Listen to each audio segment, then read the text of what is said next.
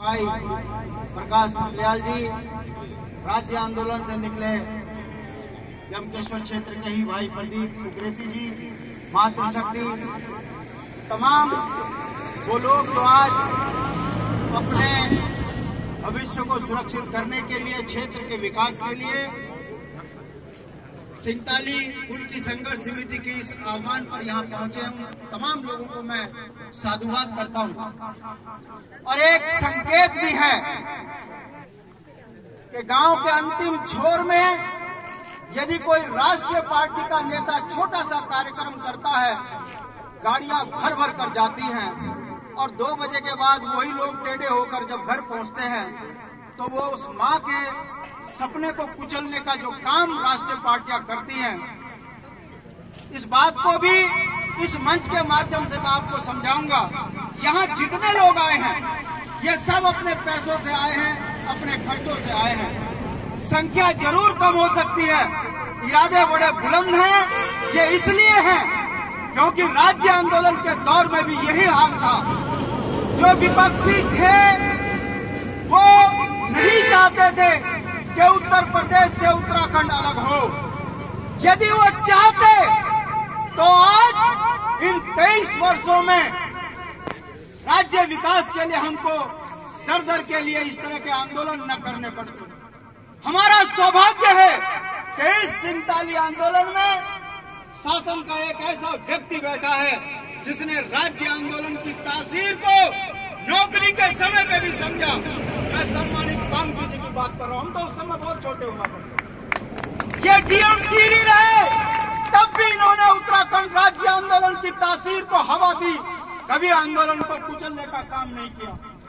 और आज रिटायरमेंट के बाद 80-85 साल की उम्र में देहरादून से आपके बीच में आकर आपकी अध्यक्षता कर रहा है, ये सोचकर कि मेरे जीवन का अंत समय भी यदि उत्तराखंड को बचाने में लगेगा तो मैं उसमें शहर स्वीकार कर संघर्ष करूंगा। त्रिवेंद्र की सरकार में जब सिंताली पुल के लिए हम यहाँ आए थे तो शांति प्रसाद भट्ट के साथ में प्रकाश थपलियाल को हमको, अरे चलो हमको तो रोज पुलिस उठा कर ले जाती है, कोई फर्क नहीं पड़ता। दुख इस बात का होता है जिसने शासन की शान बढ़ाई, जिसने उत्तराखंड की आन बान और शान के लिए उत्तराखंडियत के लिए काम किया, पुलिस ने धकेल कर इनको जो है थाने में बंद करके रखा। सुरेंद्र सिंह पांगटी जी की मैं बात कर रहा हूँ। और हम इन सरकारों से ये उम्मीद करते हैं कि ये आपका विकास तय करेगी। भूल गए राज्य आंदोलन का वो दौर जब कोटद्वार के अंदर कहा था वर्तमान सरकार के एक नेता ने कि उत्तर प्रदेश से सिर धड़ कभी उत्तराखंड बनने नहीं देंगे, उत्तर प्रदेश का सिर है, सिर धड़ से अलग नहीं होगा। और आप उनसे उम्मीद करते हो कि वो आपके विकास के लिए सिंताली पुल बनाएंगे। मैं पूछना चाहता हूँ, त्रिवेंद्र को देखा पुल बनेगा, तीरथ को देखा पुल बनेगा, धामी भी कह रहा पुल बनेगा। अरे भाई कब? दोष उनका नहीं है, झांकिए अपने अंतरात्मा में, वो गलत नहीं है, वो बिल्कुल सही कर रहे हैं। अभी पत्थर लगेगा और फिर लग जाएंगे हम, चप्पा चप्पा खा चप्पा। जो गारंटी धामी दे रहा है वही गारंटी आत्म सिंह देता है। मैं पूछना चाहता हूँ इतना बड़ा दुस्साहस उनके पास आया कहाँ से? क्योंकि वो ये जान चुके हैं। हम जब मत का दान करने जाते हैं तो हम ये नहीं देखते कि हमारे नौनिहाल बच्चों के विकास के लिए कौन तय करेगा। जब हम पार्टियों में बटे रहेंगे तब हमको लगता है कि शायद 42 जिन्होंने अपने नौनिहाल बच्चों के लिए, अपने राज्य के लिए अपना सिर कटवा दिया, उनका बलिदान भूल गए हम। इन 23 वर्षों में कौन सा ऐसा विकास हमारा हुआ है जिससे हम गर्व कहें कि हमने अपनी सत्ता चुनी है? मैं धिक्कारता हूँ ऐसी सोच को जो ये कहते हैं कि राष्ट्र के नाम पर हमने इनको वोट दिया है। मैं पूछना चाहता हूँ 23 साल कम नहीं होते, 23 साल कम नहीं होते। राज्य आंदोलन के दौर में हम गीत गाया करते थे, 64 लाख कंठ से निकली। आज यही स्वरधारा है, ये उत्तराखंड हमारा है, ये भारतवर्ष हमारा है। दुर्भाग्य देखिए, 64 लाख से 48 लाख पहाड़ में रह गए। उनमें भी 12, 13, 14 लाख ऐसे हैं जिनका उत्तराखंड से कोई लेना देना नहीं है।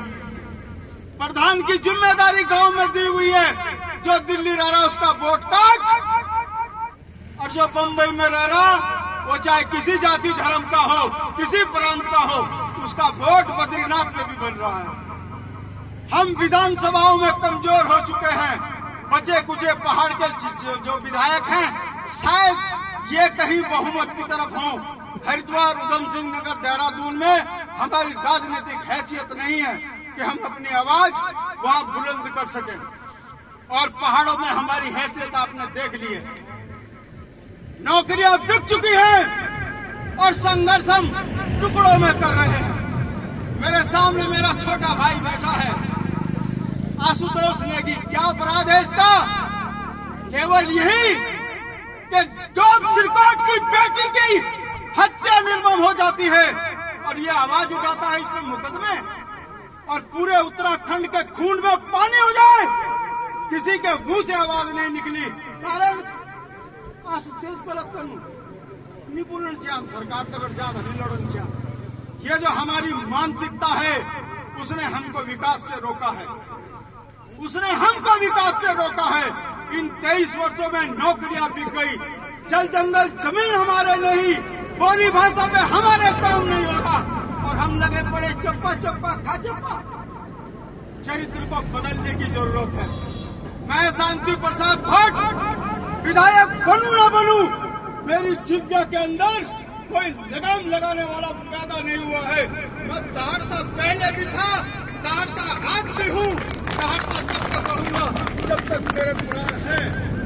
वो इसलिए नहीं कि मुझको कोई राजनीति करनी है, मैं अच्छी तरह जानता हूँ।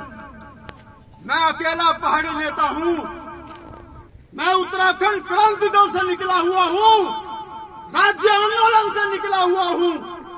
यदि मैं राज्य आंदोलन में पुलिस से पिटा, इसका मतलब मैं उस समय सही था, और अगर मैं आज भी पिट रहा हूँ, इसका मतलब मैं आज भी सही हूँ। मैंने जिस राज्य की कल्पना करी थी वो राज्य नहीं बना, इसीलिए मैं दोनों राष्ट्रीय पार्टियों को सिरे से निकालता हूँ। 10 साल कम नहीं होता कांग्रेस की सरकार को देखे। अरे पटवारी भर्ती, दरोगा भर्ती, सांड घोटाला, दवाई घोटाला, हमें अक्ल तब भी नहीं आ रही। हम 48 लाख पहाड़ में रह गए, हमारी आंखें तब भी नहीं खुल रही। 13 साल हमने भाजपा को देख लिया, क्या किया? एक कह रहा 400 पार की गारंटी, एक कह रहा हाकम सिंह मुझे दो, अभी लो नौकरी गारंटी। अरे हमने लोकतंत्र में ये गारंटी के लिए सत्ता ही चुनी है क्या?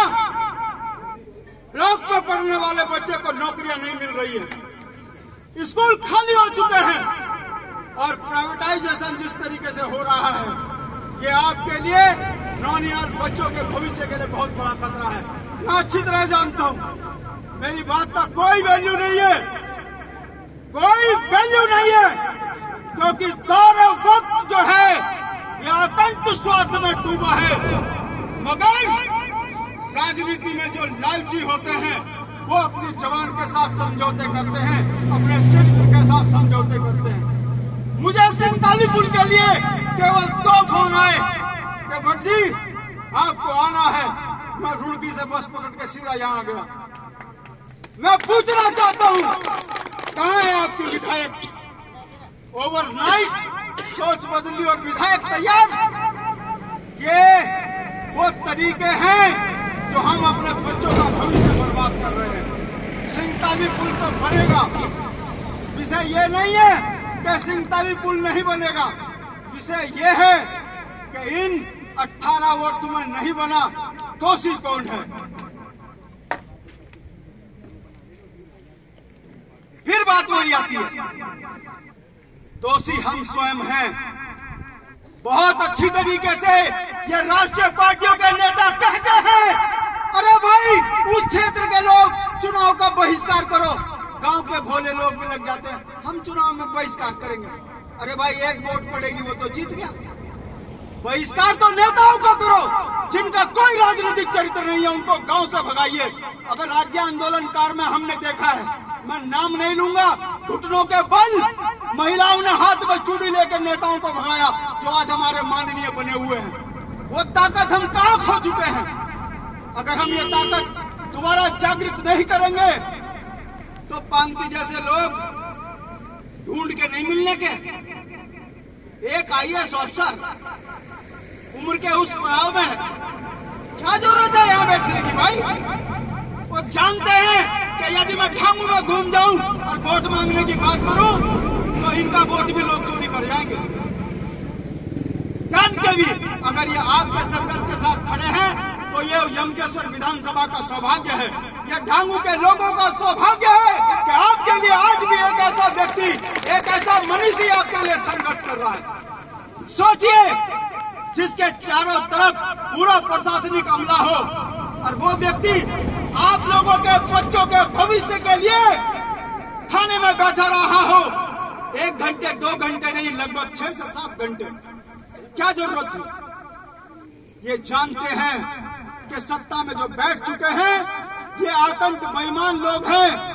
ये पैसों के दम पर तंत्र के माध्यम से आपको और आपके उत्तराखंड को बर्बाद कर देंगे। मैं अगर आपके साथ खड़ा हूं तो शायद ऐसा है किसी अधिकारी को शर्म आ जाए, आपके ऊपर प्रताड़ना न करे, इसलिए ये आपके बीच में संघर्ष में घूमते हैं।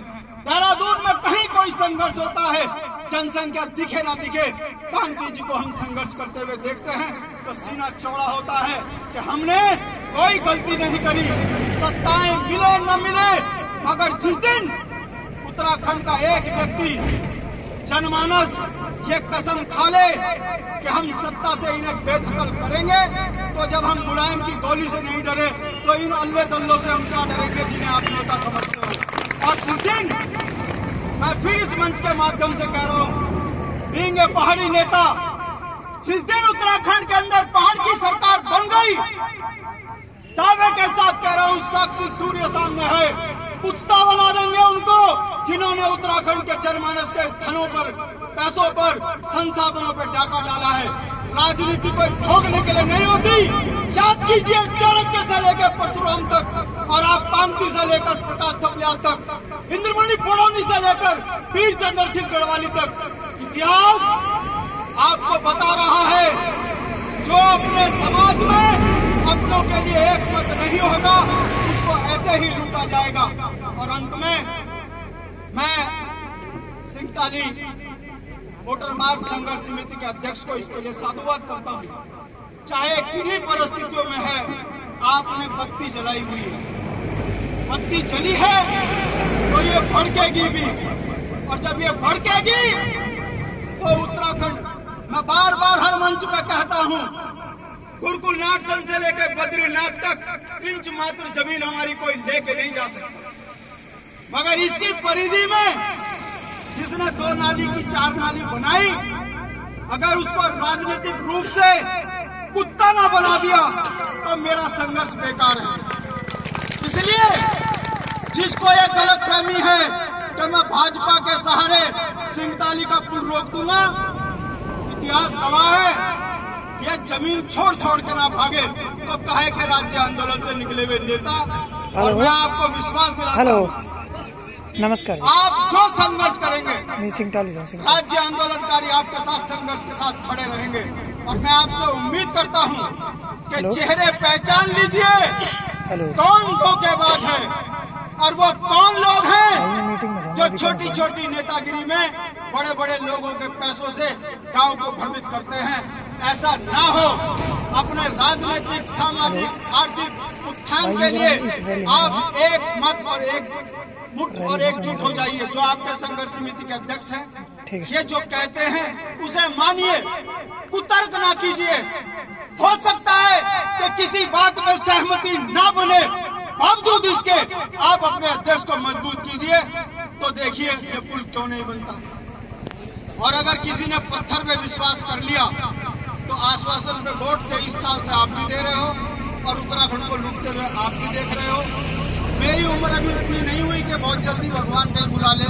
जब मैं आज संघर्ष कर सकता हूँ तो मेरा उन तमाम बुजुर्गों से भी एक निवेदन है कि जीवन का अंतिम समय आपका अगर है तो आपका आइडल आपका सुरेंद्र पांगती होना चाहिए। जब ये संघर्ष कर सकते हैं ना, क्या दिक्कत है भाई? 4 नौकर, बेइंतहा दौलत, सम्मान सब कुछ है, मगर अगर दर दर भटक कर अगर आपके विकास की लड़ाई लड़ रहे हैं, उत्तराखंड की बात कर रहे हैं, इनको कितनी चिंता राज्य बनने से पहले हो गई थी कि ये सिंताली का पुल बनेगा तो भाई कुमाऊं की दूरी कम होगी, पौड़ी की दूरी कम होगी, तेल खर्च कम होगा, लोगों के लिए आवाजाही अच्छी होगी। आप बताइए, एक पढ़ा लिखा व्यक्ति कह रहा है नहीं मान रहे, 17,000 पेड़ जौली ग्रांट हवाई पट्टा चौड़ा करना है, बनाएंगे। वहां पर वन अधिनियम नहीं है, वहां कोई विकास की दिक्कत नहीं है। आपको ऑल वेदर रोड में तमाम पूरा पहाड़ उखेड़ देना है, तब कोई कानून नहीं है, मगर सिरताली पुल बनेगा ये बाबा पकिया नावा में तो 2 करोड़ का पहाड़ पैसा हो जा। हम विकास से जितना कमजोर रहेंगे, जितना दूर रहेंगे, उतना लंबे समय तक हमारे ऊपर राज होगा। और यह इतिहास है, जो कौम कमजोर होती है उसके ऊपर बाहर के लोग राज करते हैं। इसलिए अपने राज्य में अपनी ताकत को बनाइए और इन बेईमानों को उत्तराखंड से बाहर लाइए। यदि पुल बन भी गया, उसके बाद भी यदि आपका मत जाता है, इसका मतलब हम भी उन्हीं में से हैं। थोड़ा मिल गया तो ठीक, विरोध होना चाहिए दोनों का, तब जाकर उत्तराखंड का विकास होगा। इन्हीं शब्दों के साथ मैं पुनः संघर्ष समिति के अध्यक्ष जी को बधाई और साधुवाद देता हूं कि आपने इतने लोगों को जागरूक किया है। ये आपकी जीत सुनिश्चित होगी और उत्तराखंड बचेगी और सिंताली से लेकर ढंगू वाला क्षेत्र विकास से जुड़ेगा। यही हम सपना लेकर यहाँ आए हैं। इन्हीं शब्दों के साथ जय भारत, जय उत्तराखंड।